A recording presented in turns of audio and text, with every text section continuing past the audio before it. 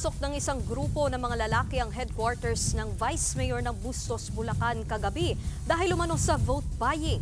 Ang mga lalaki nagpanggap pang mga taga-media at tauhan ng COMELEC. Nasa frontline ng balitang yan si Carrie Cator. Sa CCTV footage na ito sa headquarters ni Bustos, Bulacan Vice Mayor Martin Angeles, makikitang nakaabang sa labas ng gate ang mga lalaking nakasuot ng tila uniforme ng media pasado alas 8 kagabi. Ang mga lalaking yan, lumusob daw sa loob kasama ang mga umano'y tauhan ng Commission on Elections. Agad naman silang vinidyohan ng mga tauhan ng Vice Mayor. Bawal pong mag-video. Okay kayo nag-video, wala kayong pahintulot, ha? Paliwanag ng grupo na katanggap umano sila ng impormasyon na may nagaganap na vote buying sa opisina ng Vice Alcalde kaya nila ito pinasok. Pero nang hingan sila ng identification card,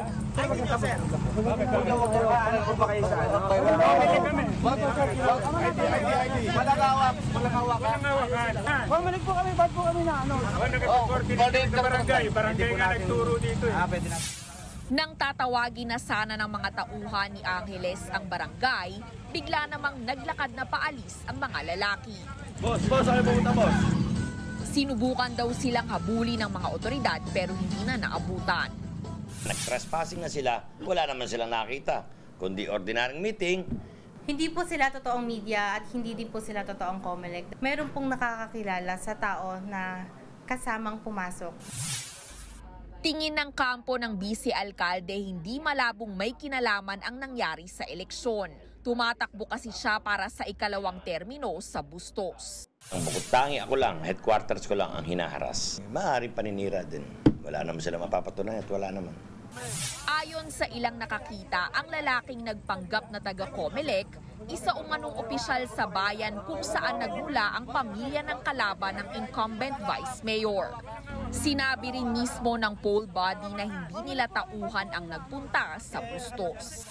Mga nagsasabi mga taga-COMELEC, fake ang ID, fake ang authority, wala namang ganun nag-i-exist na committee or task force. Ipa-aresto po natin ang lahat ng mga taong yan sapagkat mga peke po yan at mga nanloloko lamang.